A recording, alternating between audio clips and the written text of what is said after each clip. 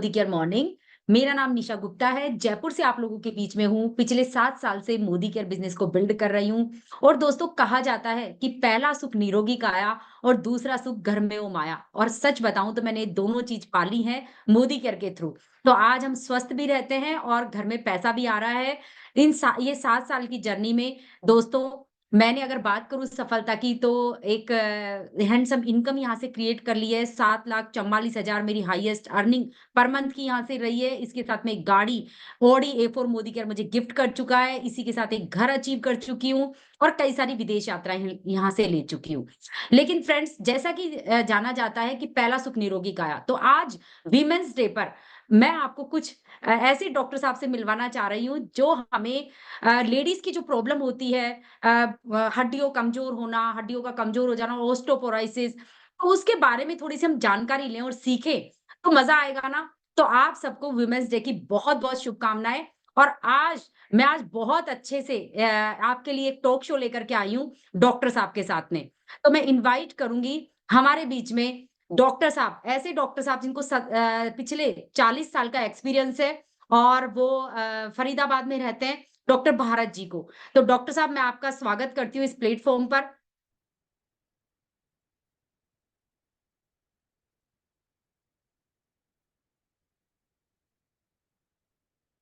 Yes doctor साहब नमस्कार।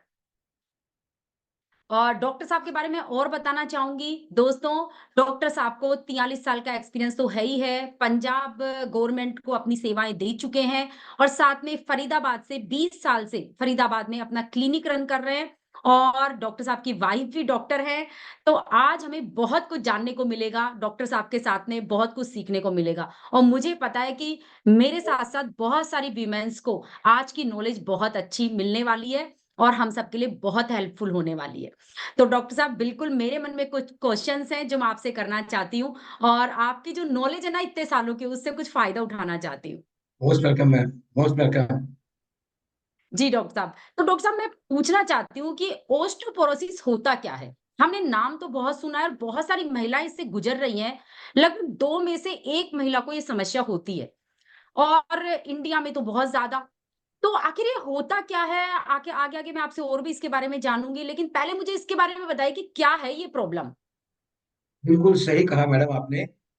Osteoporosis जो है, ऑस्टियो का मतलब होता है बोन्स और पोरोसिस का मतलब होता है उनका पोरस होना, उनका स्पॉन्जी होना। तो इसका मतलब है जो हमारी बोन्स हैं वो स्पॉन्जी बन जाती हैं, वो वीक हो जाती हैं। ये एक साइलेंट प्रोसेस है जो हमारे शरीर में चलता ही रहता है। इसके प्रोसेस के चलते हमारी बोन्स कमजोर और खोखली, भुरभुरी हो जाती हैं। जो बोन्स में जाली बनी हुई होती है वो बहुत ज्यादा बढ़ जाती है। ये शरीर में जो बोन टिश्यू बनाने और रिमूव करने का काम है वो हमेशा चलता ही रहता है। और जब ये बोन बनाने का सिस्टम कम हो जाता है थोड़ा सा ओल्ड एज में, तो बोन रिमूवल का जो सिस्टम है वो बढ़ जाता है, जिसकी वजह से ऑस्टियोपोरोसिस हो जाता है और वो हमें बोन फ्रैक्चर की तरफ ले जाता है। एक इंडिया एजिंग की रिपोर्ट जो 2023 की है, उसके मुताबिक 2050 तक मोर देन 20% जो लोग हैं 60 ईयर्स के ज्यादा वाले, उनको ऑस्टियोपोरोसिस होने की संभावना बहुत ज्यादा बढ़ जाएगी। एक में से 5 लोगों को ऑस्टियोपोरोसिस हो जाएगा। और नेशनल लाइब्रेरी ऑफ मेडिसिन का डाटा ये कहता है कि लेडीज वुमेन में 50 साल की एज के बाद ये परसेंटेज होती है 4%, मेल्स में, और फीमेल्स में होती है 15%। और जब वो 80 ईयर्स की एज अटेन करते हैं उस वक्त तक ये ऑस्टियोपोरोसिस होने की संभावना जो है वो 85.8% तक बढ़ जाती है। तो कहने का मतलब ये है कि जो ऑस्टियोपोरोसिस है ये वुमेन को बहुत ज्यादा इफेक्ट करता है एज कंपेयर टू मैन। तो यस डॉक्टर साहब बिल्कुल समझ में आया कि यस कितनी मतलब ये हड्डियों के लिए कितना खराब है हमारे लिए ये चीज़ और वुमेन्स में कितना ज़्यादा ये इफ़ेक्ट करता है। तो डॉक्टर साहब बिल्कुल। मैं ये जानना चाहूँगी कि ये कितने टाइप का होता है ओस्टियोपोरोसिस? मैम ये ऑस्टियोपोरोसिस जो है मेनली तो वो दो टाइप्स का है। एक होता है प्राइमरी ऑस्टियोपोरोसिस जो कि मोस्ट कॉमन है। अ, उसमें भी एक है मेनोपॉजल जिसको हम टाइप 1 ऑस्टियोपोरोसिस बोलते हैं, और दूसरा है सीनाइल ऑस्टियोपोरोसिस, मतलब ओल्ड एज का ऑस्टियोपोरोसिस जिसको हम टाइप 2 बोलते हैं। ये जो टाइप 2 ऑस्टियोपोरोसिस है, ये धीरे धीरे कैल्शियम लॉस जो हमारे शरीर में होता रहता है लॉन्ग टर्म के लिए, उससे ये डेवलप हो जाता है। और दूसरा जो टाइप है वो है सेकेंडरी ऑस्टियोपोरोसिस, जो कि किसी दूसरी बीमारी की वजह से हमारे शरीर में जो डेवलप होता है उसको हम बोलते हैं सेकेंडरी ऑस्टियोपोरोसिस। एक बच्चों को या टीनेज में भी अफेक्ट करने के लिए एक ऐसा ऑस्टियोपोरोसिस की टाइप है जिसके रीजंस तो अभी नहीं पता चले हैं, परंतु वो छोटे बच्चों को और टीनेज वाले बच्चों को अफेक्ट करता है, जिसको हम बोलते हैं इडियोपैथिक जुवेनाइल ऑस्टियोपोरोसिस। और एक फोर्थ टाइप का और है जो ऑस्टियोजेनेसिस इम्परफेक्टा है। वो बहुत रेयर किस्म का ऑस्टियोपोरोसिस होता है जो कि फैमिलियल है, हेरिडिटरी रन है उसका, फैमिलीज में रन करता है। और इसके कारण जो है वो है कोई डिफेक्टिव जीन होता है जिसकी वजह से ये ऑस्टियोपोरोसिस होता है। And this osteoporosis is very rare. So these are main types of osteoporosis which we know। Yes doctor साहब, बिल्कुल। तो डॉक्टर साहब ये बताइए कि बोन रीमॉडलिंग क्या होता है? जैसा कि मैंने अभी बताया, बोन रीमॉडलिंग एक ऐसा जो हमारा हड्डियों का ढांचा है, स्केलेटन जो है, इसमें बोन टिश्यू बनाने का और बोन टिश्यू जो रिमूव करने का प्रोसेस है वो हमेशा चलता रहता है। ये बायोकेमिकल रिएक्शंस हैं जो हमारे स्केलेटन में होती ही रहती हैं और सारी जिंदगी रीमॉडलिंग होती रहती है। ये जो बोन बनाने वाला, बोन मैट्रिक्स को बनाने वाला हमारा जो बोन टिश्यू है, उनके जो सेल्स होते हैं उनको हम कहते हैं ऑस्टियोब्लास्ट सेल्स। और जो बोन टिश्यू या मिनरलाइज्ड बोन को रिमूव करने वाला सिस्टम, उन बोन टिश्यू सेल्स को हम कहते हैं ऑस्टियोक्लास्ट्स। तो ये जो सिस्टम बनाने वाला और रिमूव करने वाला है, ऑस्टियोब्लास्ट और ऑस्टियोक्लास्ट की सहायता से हमेशा चलता ही रहता है। मतलब कहने का ये है कि ये दो स्टेप सिस्टम है, बोन बनाना और bone resorption, that is bone को हटाना। So this is bone remodelling. तो डॉक्टर साहब आपका कहना है कि बोन बनती रहती है हमारी? हाँ जी, बोन बनती भी रहती है, और जो टिश्यू उसमें से मिनरलाइजेशन होने के बाद रिमूव करने वाला होता है वो रिमूव भी होता रहता है ओके। बाय डॉक्टर साहब ये ऑस्टियोब्लास्ट। तो नॉलेज आज ही मिली है, वरना हम तो सोचते थे बोन एक बार बन गई तो बस वो हो गई, बन गई बस। नहीं, लेकिन ऐसा नहीं आज है मैडम। आपसे। जैसे हमारे ब्लड में सेल्स जो हैं वो हमेशा रीजेनरेट होते रहते हैं, नए सेल्स बनते रहते हैं, पुराने सेल्स रिमूव हो जाते हैं। उसी तरह बोन टिश्यू में भी नए सेल्स जब बोन टिश्यू बनाता है तो पुराने जो हैं वो हटते रहते हैं। दिस इज बोन बिल्कुल डॉक्टर रीमॉडलिंग। साहब। जी डॉक्टर साहब। डॉक्टर साहब ये बताइए कि पीक बोन मास क्या है? पीक बोन मास, मैडम हम इससे समझते हैं कि जैसे 18 साल की एज तक गर्ल्स में और 20 साल की एज तक बॉयज में जो बोन मास है वो मैक्सिमम होता है। और 25 से 30 साल की एज तक पहुंचते पहुंचते ये अपने बिल्कुल पीक पे पहुंच जाता है। उसको हम कहते हैं पीक बोन मास। और 40 साल की एज के बाद ये जो बोन मास है ये धीरे धीरे कम होना शुरू हो जाता है। और नॉर्मल बोन मास जो है वो हमारे शरीर का 3 to 5% कॉन्स्टिट्यूट करता है। जैसे हमारे शरीर में 45 से 65% तक पानी होता है, और जो मसल मास है वो 75 to 89% मेल्स में होता है, और 63 to 75% फीमेल्स में होता है। उसी तरीके से ये बोन मास जो है वो हमारे शरीर का 3 to 5% बनाता है। और इस बोन मास को हम मेजर करने के लिए एक DXA स्कैन होता है जिसको हम डेक्सा स्कैन भी बोलते हैं। वो गोल्ड स्टैंडर्ड टेस्ट है जिससे हमें पता चलता है कि हमारी हड्डियों की पोजीशन कैसी है, बोन मास कितना है।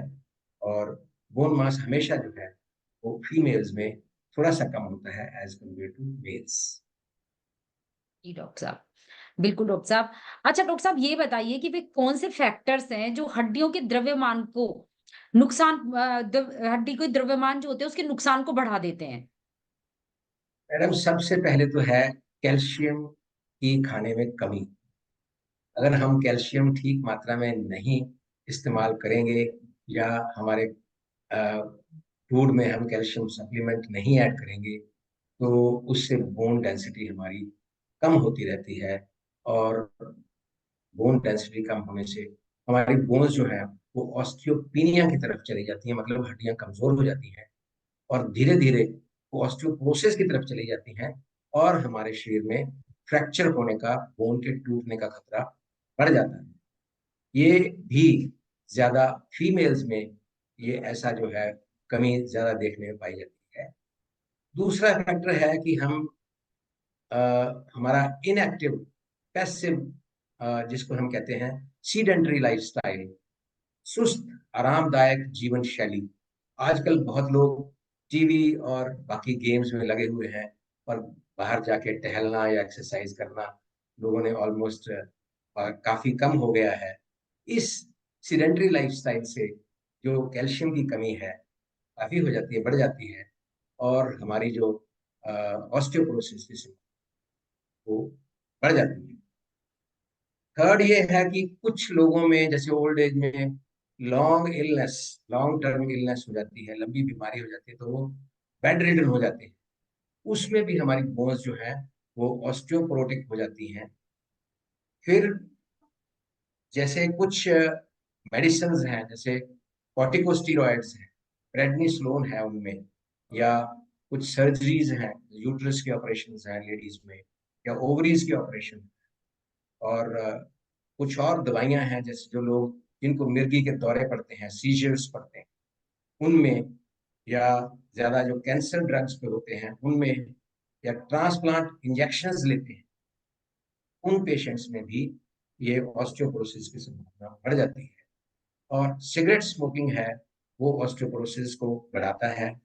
अल्कोहल इनटेक जो है वो भी ऑस्टियोपोरोसिस को काफी हद तक बढ़ा देता है। तो इसलिए हमें अपने खाने में कैल्शियम और विटामिन डी की भरपूर मात्रा में इस्तेमाल करना चाहिए, ताकि ये ऑस्टियोपोरोसिस ना हो, और हम अपने शरीर में किसी भी हड्डी के फ्रैक्चर होने से अपने आप को बचा सकें।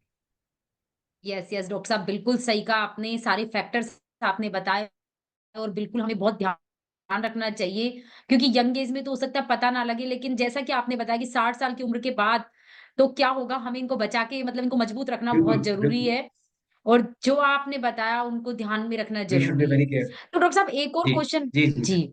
एक एक और क्वेश्चन करना चाहूँगी कि जो सेवानिवृत्त रजोनिवृत्ति होती है, जो हम मेनोपॉज़ की कंडीशन जी लेडीज़ में जो होती जी है, मैम। उससे ओस्टोपोरोसिस का क्या पर उसके ऊपर उस पर क्या प्रभाव बहुत पड़ता है? बढ़िया सवाल पूछा है मैडम आपने।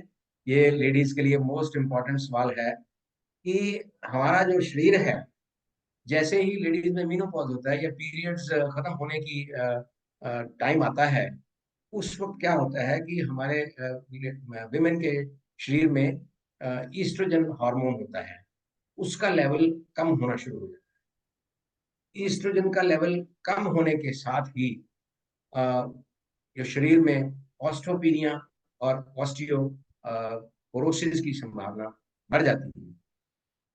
उसके साथ साथ क्या होता है, विमेन में थोड़ा सा कैल्शियम लॉस भी बढ़ जाता है, क्योंकि जब वो बाथरूम के लिए जाती हैं तो उसमें यूरिन में भी कुछ कैल्शियम पास हो जाता है। आपने देखा होगा कई बार लेडीज को रिक्शा से उतरते हुए, या कई बार एकदम बाथरूम में कई बार ठोकर लगने से गिर जाती हैं, तो उनके फ्रैक्चर होने की संभावना बहुत बढ़ जाती है। तो हमें ये सारा कुछ एक्चुअली होता है ईस्ट्रोजन लेवल कम होने की वजह से, जिसमें बोन टिश्यू जो अ, हटाने की जो प्रक्रिया है वो बढ़ जाती है, और बोन टिश्यू बनाने की जो प्रक्रिया है वो कम हो जाती है। उस वजह से बोन्स में डेंसिटी जो है उनकी कम होने की वजह से ये बोन्स जो है उनकी ऑस्टियोपोरोसिस की तरफ चली जाती हैं। हमें इसके लिए उनको बहुत अवेयरनेस देने की जरूरत है और उनको एजुकेट करने की जरूरत है कि इस तरीके से जो मेनोपॉज का टाइम होता है उसमें अपने शरीर को वो कैल्शियम और विटामिन डी के सप्लीमेंटेशन से ठीक रखने की कोशिश करें, क्योंकि जो कैल्शियम है वो ईस्ट्रोजन मेटाबॉलिज्म को ठीक करता है और वो ऑस्टियोपोरोसिस से बचने में काफी हद तक सहायक होता है। जी डॉक्टर साहब, बिल्कुल कैल्शियम बहुत बड़ा रोल अदा करेगा इसके प्रभाव से बचने के लिए। बिल्कुल। तो बिल्कुल डॉक्टर साहब। डॉक्टर साहब, मुझे एक और क्वेश्चन बताइए कि जो हम मेनोपॉज़ में आते हैं तो उससे ओस्टोपोरोसिस जो हो जाता है।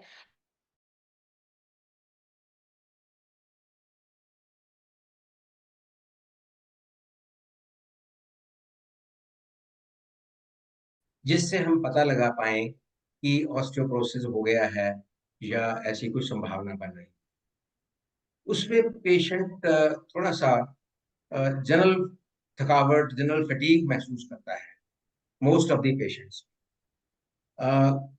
उनके कमर में दर्द शुरू हो जाएगा, या जैसे हम समझें कि अ, गर्दन से लेकर कमर तक उनको दर्द महसूस होता है।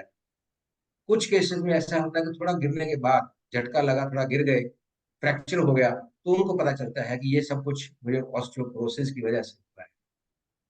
कुछ पेशेंट्स में शरीर की हाइट जो है वो भी थोड़ी सी कम होनी शुरू हो जाती है। तो वो हाइट कैसे कम होती है, वो ये जो हड्डियां हमारी हैं, रीढ़ की हड्डी जो है पीछे, जो हमारी कमर की हड्डी है, इसमें बहुत छोटी छोटी हड्डियां होती हैं।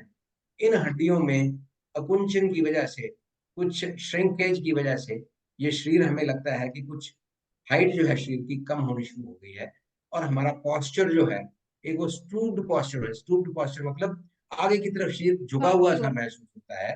तो हमें पता चलता है कि हमें ये ऑस्टियोपोरोसिस की जो तकलीफ है वो शुरू अ, हो चुकी है। तो हड्डियां ज्यादा फ्रैक्चर होने लग जाती हैं। हमें हाथ से वजन उठाने में भी तकलीफ होती है। हमारी जो एक्टिविटीज हैं, जो गतिविधियां हैं दिनचर्या की डेली, वो भी कम होनी शुरू हो जाती हैं, क्योंकि कमजोरी आ जाती है। हाथ से कुछ पकड़ने की क्षमता कम हो जाती है। हमारे दांतों की डेंसिटी कम होने लगती है, क्योंकि सारी हड्डियों पे असर हो रहा है तो वो दांतों पे असर भी होगा, जिससे हमारे जो मसूड़े हैं उनमें दर्द होना शुरू होता है, गम्स में पेन होता है, और दांतों को ढीलापन महसूस होना शुरू होता है। और जो चलने की अपनी स्पीड है वो भी थोड़ी सी कम हो जाती है। ये सारे सिम्टम्स हैं जो हमें बताते हैं कि हमारी हड्डियां जो है वो कमजोर हो रही हैं, और हमें इनका ध्यान रखने की जरूरत है, कहीं हम गिर के अपनी हड्डी कोई फ्रैक्चर ना करें। जी डॉक्टर साहब, तो डॉक्टर साहब आपका कहना है कि जो झुकाव की ओर शरीर आगे की ओर हो जाता है, झुकने जी लग जाता है, मतलब पक्का उसको ओस्टोपोरोसिस होगा। बिल्कुल, उसको कंफर्म करने के लिए हमें फर्दर टेस्ट हैं, जिसके बारे में हम अभी बात करेंगे, कि जी। कैसे हम इसको जान सकते हैं कि और ऑस्टियोपोरोसिस। जैसा कि आपने बताया डॉक्टर साहब, दांतों के बीच गैप आ जाता है हम्म। ना? वो भी इसी के लक्षण है। और मसूड़े जो है थोड़े सिकुड़ जाते हैं ना, तो जो ढीलापन आ जाता है दांत। जैसे एक उम्र के बाद सर मैंने देखा है कि जैसे वो दांतों की डेंसिटी जैसा आपने बोला वो कम होने लग जाती है, गैप सा आने लग जाता है। जी तो जी, ये इसका सब मतलब भी हड्डियों का ही प्रॉब्लम है वो। बिल्कुल उसी वजह से। ओके। जी ठीक मैम। है डॉक्टर साहब, बिल्कुल बहुत अच्छी नॉलेज मिली, आज जानने को मिला। और डॉक्टर साहब, मैं पूछना चाहूंगी कि जो ये ओस्टोपोरोसिस है उससे बचाव कैसे किया जाए? शुरू से किन बातों का ध्यान रखा जाए? कितनी उम्र से कैसे हमें खान-पान में या किसी भी चीज़ में अपनी लाइफ स्टाइल में ऐसा क्या करें कि हमें हमें ये हो ही ना, जब तक जिए ना एकदम मजबूत हड्डियों के साथ स्वस्थ जिएँ? हाँ, बिल्कुल ठीक है, आपने पूछा। तो इससे पहले कि हम इनका चलें कि हम कैसे इसका खान पान से ध्यान रखेंगे, उससे पहले हम ये भी जान लेते हैं कि इसको हम डायग्नोज कैसे करेंगे, कैसे पता चलेगा हमें कि हमें ये ऑस्टियोपोरोसिस हो गया है। दो तीन टेस्ट हैं छोटे छोटे, जिससे हमें पता चलता है। कोई ब्लड का टेस्ट तो है नहीं, इसके लिए कोई ब्लड टेस्ट नहीं है एज सच, जिससे हम पता लगा सकें कि हमें ऑस्टियोपोरोसिस हुआ है। सबसे पहला टेस्ट है bone mineral density test, BMD test बोलते हैं हम उसको। उससे हम पता कर सकते हैं, बहुत शॉर्ट सा टेस्ट होता है। उससे हम टी स्कोर जानते हैं कि हमारा कितना हुआ है। अगर टी स्कोर 0 है तो इसका मतलब है हमारी हड्डियां नॉर्मल है। हमें कोई प्रॉब्लम नहीं है। अगर टी स्कोर -1 से लेकर -2.5 तक है, तो वो इंडिकेट करता है कि हमारी हड्डियां कमजोर होने शुरू हो गई हैं और हमें ऑस्टियोपीनिया हो गया है। और अगर ये टी स्कोर -3 या उससे ऊपर आ जाता है, उससे हमें जानकारी ये हासिल होती है कि हमें ऑस्टियोपोरोसिस हो गया है, जिसके लिए हमें बहुत ध्यान रखने की जरूरत है, कहीं हमारी हड्डियां फ्रैक्चर की तरफ ना चली जाएं। दूसरा टेस्ट इसमें है DEXA scan test, DXA, dual energy test बोलते हैं हम इसको। अ, ये टेस्ट जो है, ये टेस्ट गोल्ड स्टैंडर्ड टेस्ट है मोस्ट। ये टेस्ट हिप जॉइंट पे, स्पाइन में किया जाता है। और अगर पेरिफेरल डेक्सा करना हो, पेरिफेरल मतलब शरीर के सेंटर से जो दूर है, वो क्या है, हमारा रिस्ट जॉइंट है या हमारे पैर की एड़ी है, हील है, वहां से भी टेस्ट किया जा सकता है। ये टेस्ट ज्यादातर केसेस में हमें पता तभी चलता है जब पेशेंट झटका लगने से या गिरने से उसकी हड्डी फ्रैक्चर, या हम ये सारे टेस्ट करवाएं, BMD टेस्ट करवाएं या डेक्सा स्कैन करवाएं, कोई ब्लड टेस्ट तो इसके लिए है नहीं। और जब डायग्नोसिस हो जाता है कि हमें ये प्रॉब्लम हो गई है, उसके बाद हम उसको सपोर्टिंग टेस्ट कुछ देखने के लिए serum calcium, serum phosphorus, serum creatinine या पैराथायरॉयड हार्मोन्स, ऐसे टेस्ट और करवा सकते हैं, जिससे हमें थोड़ी सी और जानकारी हासिल हो सकती है।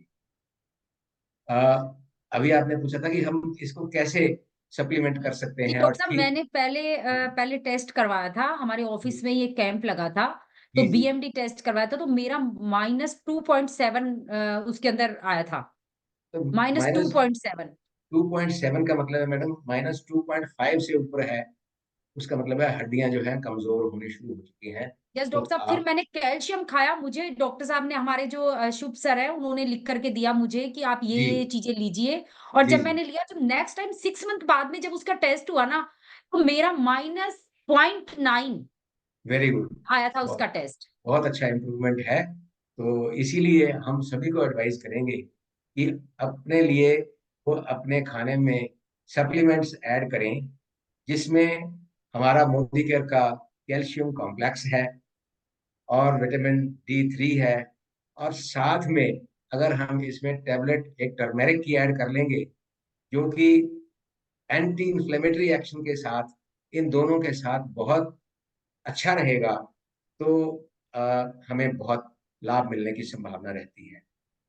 विटामिन डी जो है, वो एक फैट सॉल्युबल विटामिन है, और फैट सॉल्युबल होने की वजह से कैल्शियम का बोन्स में एब्जॉर्ब होना काफी हद तक वो बढ़ाता है, उसमें मदद करता है। इस तरीके से हमें काफी मदद मिल सकती है। कैल्शियम हमें 1200 मिलीग्राम पर डे रिक्वायर्ड होता है। 50-60 साल की एज के बाद हमें कैल्शियम 1200 मिलीग्राम पर डे के अकॉर्डिंगली इस्तेमाल करना चाहिए। कैल्शियम कार्बोनेट जो है, मार्केट में जो कैल्शियम अवेलेबल है मोस्ट ऑफ द कंपनीज का, वो कैल्शियम कार्बोनेट होता है। वो थोड़ा सा सस्ता है, परंतु उसके जो है साइड इफेक्ट्स हैं कि वो गैस बनानी शुरू कर देता है पेशेंट, और स्टोन्स बनने की संभावना भी कैल्शियम कार्बोनेट यूजर्स में काफी हद तक देखी गई है। जो मोदी केयर का हमारा कैल्शियम है, that is calcium citrate malate, वो थोड़ा महंगा जरूर है, परंतु वो बहुत जल्दी एब्जॉर्ब होता है और गैस नहीं बनाता है, और स्टोन्स बनने की संभावना खत्म हो जाती है। अगर इसको विटामिन D3 के साथ लिया जाए तो और भी बहुत अच्छा है। साथ में टर्मरिक ऐड करेंगे तो एंटी इंफ्लेमेटरी इफेक्ट भी मिलेगा। साथ में इसके हम 10-15 मिनट सनलाइट में जरूर बैठें, ताकि हमें विटामिन D नेचुरली भी मिल सके। उसके साथ हम green vegetables, fruits, milk and dairy products and elements वगैरह खा सकते हैं, ताकि हमारे शरीर को इन सब चीज़ों में और ज़्यादा बढ़ोतरी मिले। स्मोकिंग को कम करें, अल्कोहल इनटेक को कम करें।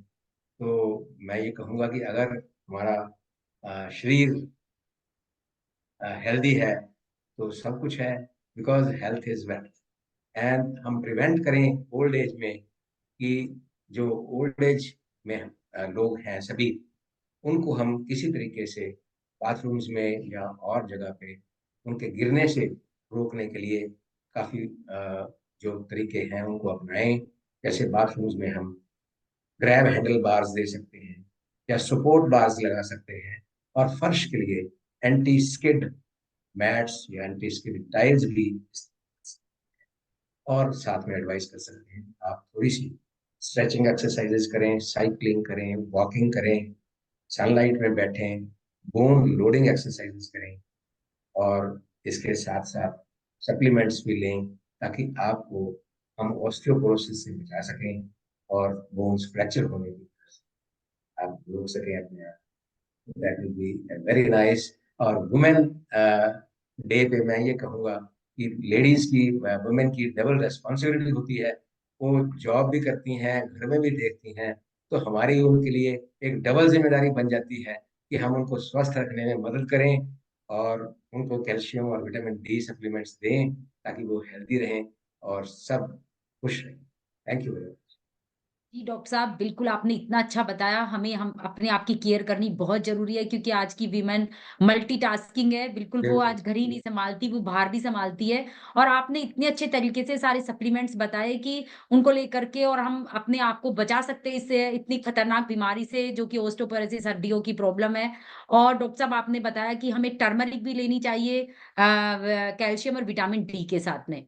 तो जी वो मैम। भी हमारे को काफ़ी लाभ देगी इस चीज़ के अंदर, और मैंने देखा टर्मरिक और भी चीज़ों में काफ़ी लाभ देती है शायद। और जी डॉक्टर मैम। साहब आपने ये भी बताया कि मोदी केयर का कैल्शियम किस तरह से बाहर के कैल्शियम से बहुत बेहतरीन है। और डॉक्टर साहब आप खुद भी, मैंने सुना है कि कुछ सालों से मोदी केयर के साथ एसोसिएट हैं। बिल्कुल मैम, तो मैं एसोसिएटेड हूँ और मैं ये सारे सप्लीमेंट्स वगैरह भी यूज करता हूँ। तो कैल्शियम जो मोदी केयर का है, वो मोदी केयर कैल्शियम जो है वो अ, मोदी केयर कैल्शियम कार्बोनेट नहीं है सबसे पहले। और जो मार्केट में कैल्शियम अवेलेबल है कैल्शियम कार्बोनेट है। मोदी केयर का कैल्शियम है कैल्शियम सिट्रेट मैलेट। थोड़ा सा कॉस्टली है पर इसकी एब्जॉर्प्शन बहुत अच्छी है, और एब्जॉर्प्शन के साथ साथ ये हमें गैस पेट में नहीं बनने देता है, और स्टोन्स भी जो पॉसिबिलिटी होती है बनने की कैल्शियम के साथ, वो भी इससे नहीं बनते हैं। और बहुत जल्दी फास्ट एक्टिंग है और बहुत जल्दी इंप्रूवमेंट होता है पेशेंट्स। इस तरह से मोदी केयर का जो कैल्शियम कॉम्प्लेक्स है उसमें मिनरल्स भी एडेड हैं, इसीलिए इसको कैल्शियम कॉम्प्लेक्स कहते हैं। जिंक है, मैग्नीज है, फास्फोरस है और मिनरल्स हैं इसमें। तो इसकी वजह से this calcium is much better than the calcium which is. जी, डॉक्टर साहब पहले विश्वास तो था ही था, क्योंकि 7 साल के से मोदी केयर के साथ एसोसिएट हूँ। हाईएस्ट टाइटल भी ले चुकी हूँ, अच्छा सब कर भी रही हूँ। विश्वास तो था मोदी केयर के प्रोडक्ट्स पर और कैल्शियम पर और सब पर भी। लेकिन आज है ना, विश्वास सच बताऊँ तो कई गुना बढ़ गया है। क्योंकि आज आपके साथ बात करके जो कि इतने एक्सपीरियंस, हम लोग तो ठीक है जो नॉर्मल घर में हाउसवाइफ थे, हमें बता दिया, तो हमने विश्वास कर लिया, ठीक है। लेकिन जब आपके मुँह से ये सारी चीज़ सुनी और मोदी केयर के प्रोडक्ट्स की क्वालिटी सुनी, मोदी केयर के कैल्शियम, विटामिन डी 3 इनके बारे में बाहर से जो डिफरेंस हमने सुना, वो तो आज मज़ा ही आ गया है। आज का मतलब आपसे बात करके पूरा दिन ही नहीं, लाइफ भी सक्सेसफुल होती जा रही है sir. Thank you very uh much ma'am, thank you. जी, सर एक क्वेश्चन और करूँगी कि बिल्कुल। और भी कोई चीज़ जो हमें शुरू से ही बचपन से ध्यान रखना चाहिए हमारी हड्डियों को मजबूत करने के लिए, वो कौन-कौन सी चीज़ आप सुझा सकते हैं हमें? व क्योंकि मुझे अब ज़्यादा क्यूरियोसिटी और हो रही है कि लेडीज़ के लिए हम और क्या एक मैसेज दे सकते हैं कि किस तरह से हम ध्यान रखें और किस तरह से हम मजबूत, मतलब 100 साल भी जिए तो हड्डियाँ हमारी मजबूत रहे। और आज मैंने आपसे एक और चीज़ जान ली कि भई हड्डियाँ भी वापस अगर कमज़ोर हो भी गई तो उससे भी हम वापस ठीक कर सकते हैं। क्योंकि बिल्कुल। वो बिल्कुल। रीजनरेट, जैसे वो कहते हैं ना कि होती रहती हैं। सेल्स बिल्कुल। बनते रहते हैं, टूटते रहते हैं, तो वापस से मजबूती की ओर ला सकते हैं। तो सर बिल्कुल थोड़ा-सा और चाहूँगी आपसे, 5 मिनट और चाहूँगी आपके। मैम, ऐसे है, हेल्थ ऑन द होल आपको पता ही है कि हमें सिर्फ फिजिकली ही ठीक नहीं रहना, हमें मेंटली, सोशली भी ठीक रहने रहने की जरूरत है। और हमें जिंदगी को एक सुचारू तरीके से हम चलाएंगे तो हम हेल्दी रहेंगे। आपको पता है कि इंग्लिश लेटर एक अर्न होता है, EARN। तो ई से एक्सरसाइज, जो कि अभी हमने बात किया कि एक्सरसाइज बहुत जरूरी है हेल्दी रहने के लिए। दूसरा है ए, ए फॉर एटीट्यूड। हमें जिंदगी में नकारात्मक रवैया नहीं अपना, हमें हमेशा पॉजिटिव रहना है कि हम अपने आप को स्वस्थ रखेंगे और रख सकते हैं। Third letter is R. R means rest. हमें 6 to 8 आवर्स का रेस्ट जरूर चाहिए, ताकि हमारी बॉडी जो है, जितने सारे टूटे हुए सेल्स हैं या और फंक्शंस जो क्रियाएं चलने वाली हैं, वो सुचारू ढंग से चल सकें जब हम रात को रेस्ट करते हैं 6 to 8 आवर्स का। And for nutrition, which is most important, which is most important in सभी चीजों के साथ, न्यूट्रिशन में हमें पता है हमें कि हमने कार्बोहाइड्रेट्स लेने हैं, हमने फैट्स लेने हैं, हमें प्रोटीन्स लेने हैं। पर मैं ये समझता हूँ कि हम सभी लोगों का जो खाना है वो कार्बोहाइड्रेट्स और फैट्स पर ज्यादा आधारित है। और आजकल जो जीवन शैली सभी लोग जी रहे हैं, बच्चे स्पेशली, वो फास्ट फूड पे चल रहे हैं, जो कि उनको बहुत ही ज्यादा नुकसान पहुंचा रहा है। मैं अपने क्लिनिक्स पे भी देखता हूँ कि जो बच्चे फास्ट फूड ले रहे हैं, वो मोस्ट ऑफ द टाइम महीने में से 15-20 दिन तो बीमार रहते ही हैं। सो इन चीज़ों को हमें अवॉइड करना चाहिए। हमें अपने बच्चों को भी समझाना चाहिए कि ये फास्ट फूड में कुछ नहीं रखा, this is no calorie food. उसमें लो कैलोरी नहीं, नो कैलोरी, उसमें कोई कैलोरी नहीं है। तो हमें अपने खाने पे एम्फेसिस देना है।